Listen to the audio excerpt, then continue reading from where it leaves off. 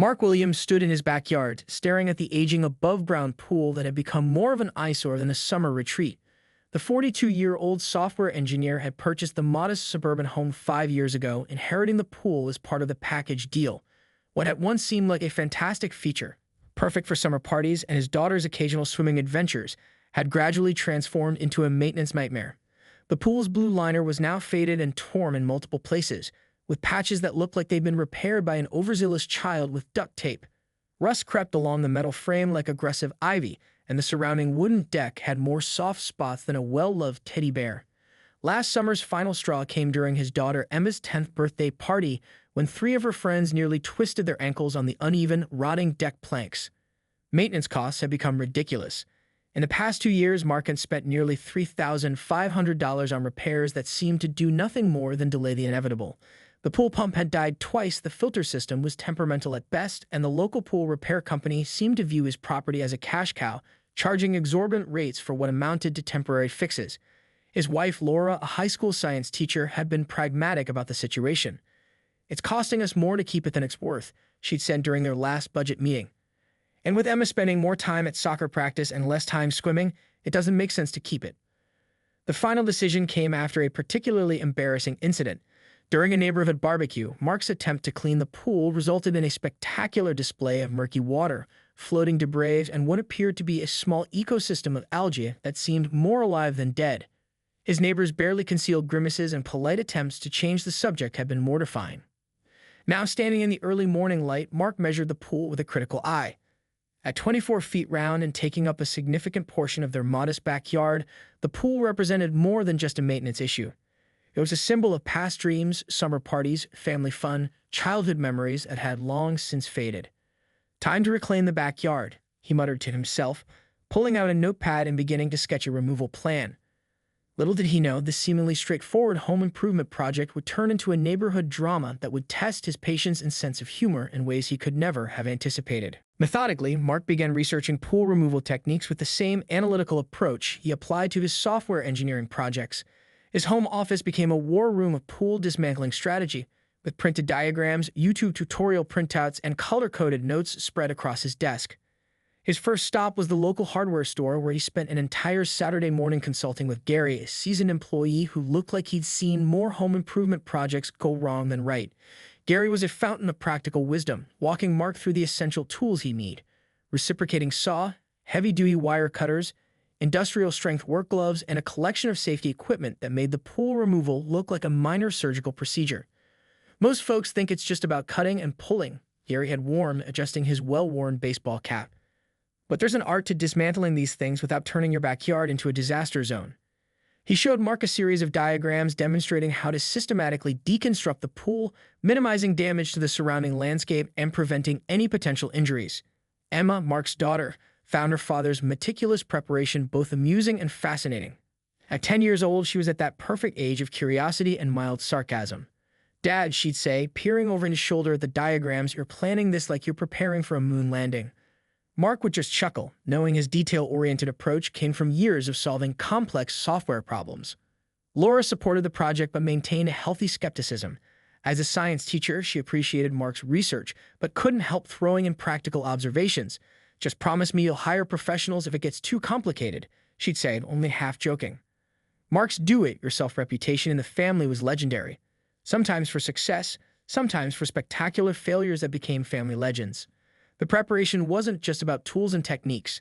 Mark spent weeks checking local regulations, consulting with the neighborhood association, much to his chagrin, and ensuring he had all the necessary permits. He even created a spreadsheet tracking potential disposal methods for the pool materials, color-coding potential recycling options, and estimated costs. His neighbors watched with a mixture of curiosity and amusement. The Williams had always been the most methodical family on the block. While other weekend projects were spontaneous affairs accompanied by loud music and impromptu beer drinking, Mark's pool removal looked more like a military operation. He watched online tutorials at night, practicing cutting techniques on scrap metal in the garage. Emma would occasionally pop in, offering commentary that was equal parts supportive and mockingly teenage. "If this software engineering thing doesn't work out, you could totally be a YouTube DIY instructor," she teased, half watching over her smartphone. By the time Mark was ready to start the actual removal, he had developed a step-by-step plan so detailed it could have been mistaken for a technical specification document. Sections were labeled, potential challenges were anticipated, and contingency plans were mapped out with the precision of a NASA mission control strategy. Little did he know that all this preparation would be tested in ways he could never have anticipated.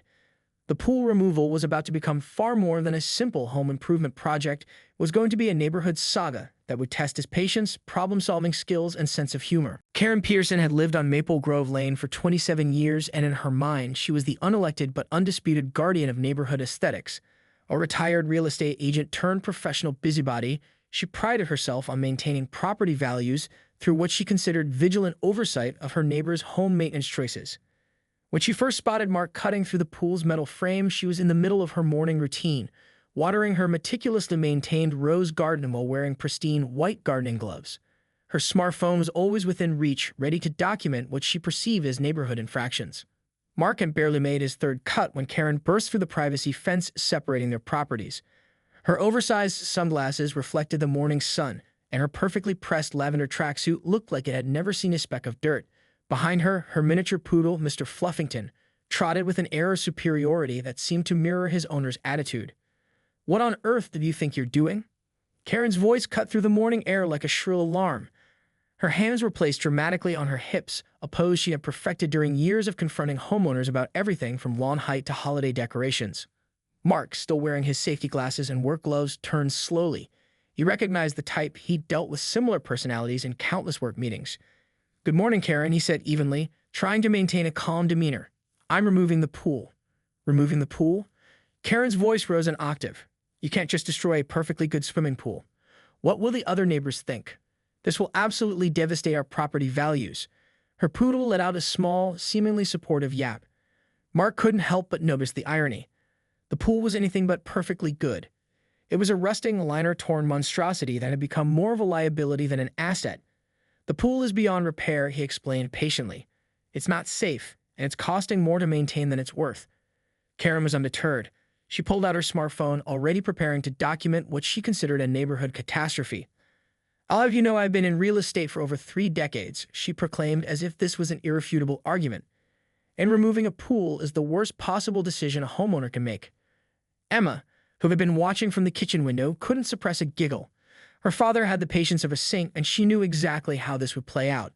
Mark would be polite, logical, and completely unmoved by Karen's dramatics. "I've done my research," Mark responded, gesturing to the carefully organized tools and materials. "The pool is beyond repair, and we're planning to landscape the area afterward. It'll actually improve the property's appearance." But Karen was already in full performance mode. She began taking photos from multiple angles, muttering about documentation and neighborhood standards. Mr. Fluffington seemed to pose appropriately, as if adding dramatic emphasis to his owner's tirade. The confrontation was drawing attention.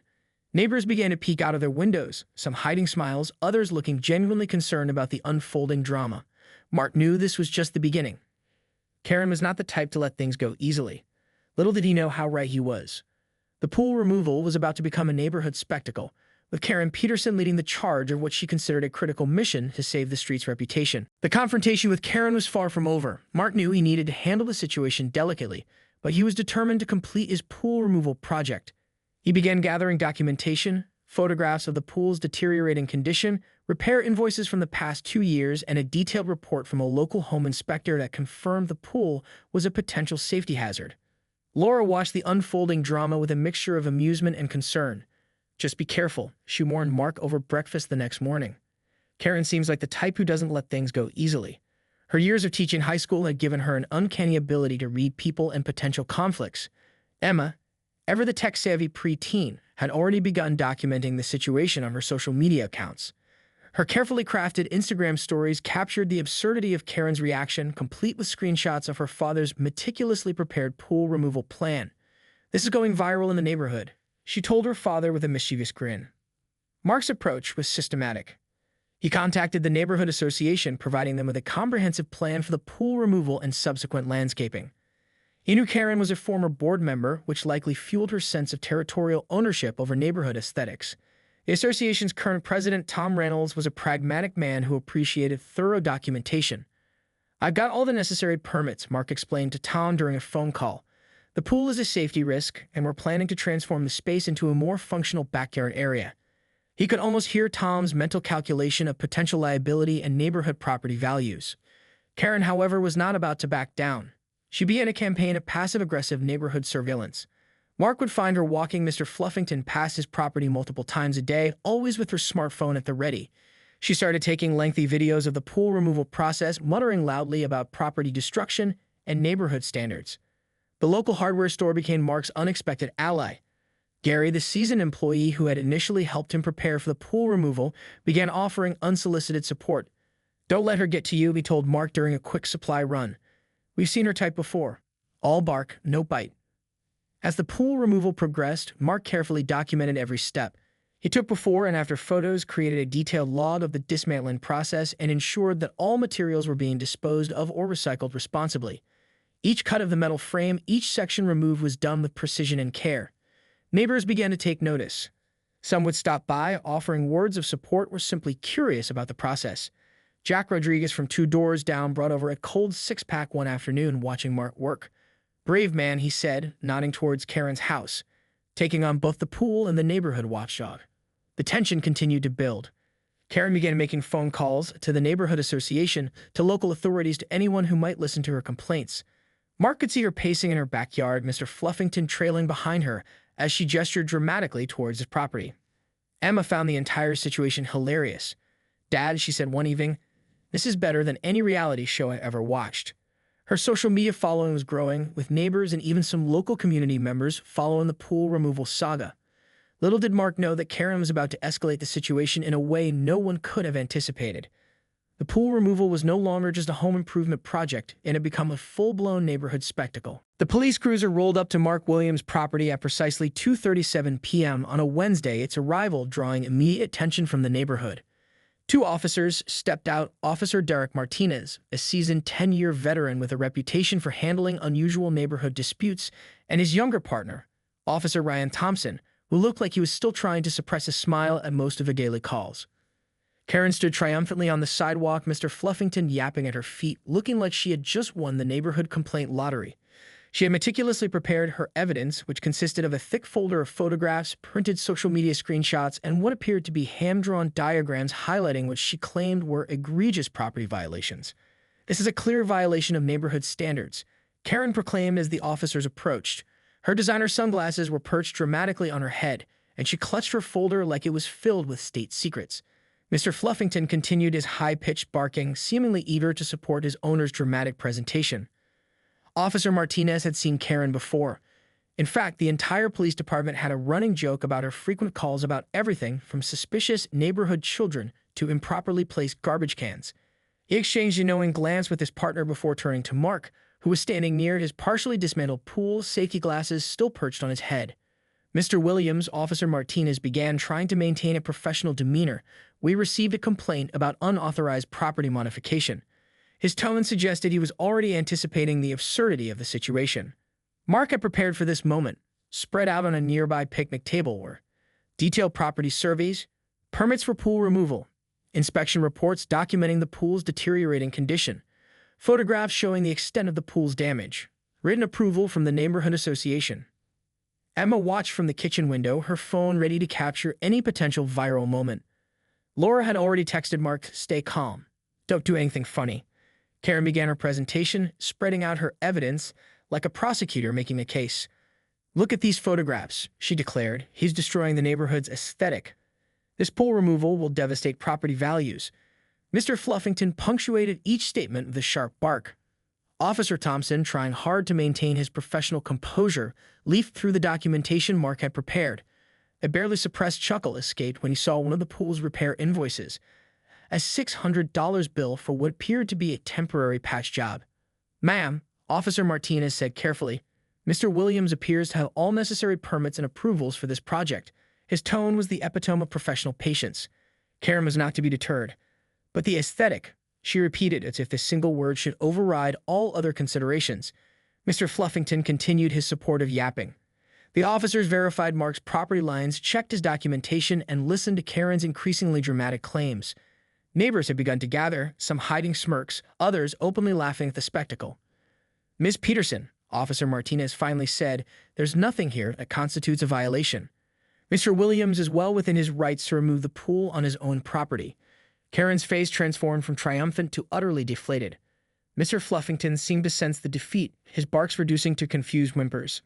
As the police officers prepared to leave, Mark couldn't help but offer Karen a polite, almost sympathetic smile. The neighborhood had just witnessed the most ridiculous complaint of the year, and Karen had become its unwitting star. The police incident became an instant neighborhood legend. By that evening, the story had spread faster than summer gossip at a block party.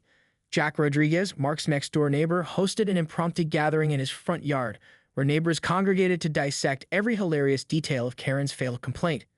"I've lived on this street for 15 years, proclaimed Melissa Chen, a local elementary school principal, and I've never seen anything quite like this." She was holding a glass of wine, her eyes sparkling with amusement. Karen's always been particular, but this takes the cake.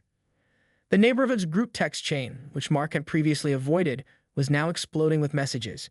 Screenshots of Emma's social media posts about the pool removal and police incident were being shared, complete with commentary and laughing emojis. Some neighbors who had barely spoken to Mark before were now sending messages of support. Tom Reynolds, the neighborhood association president, called Mark personally. "Just wanted to commend you on how you handled the situation," he said.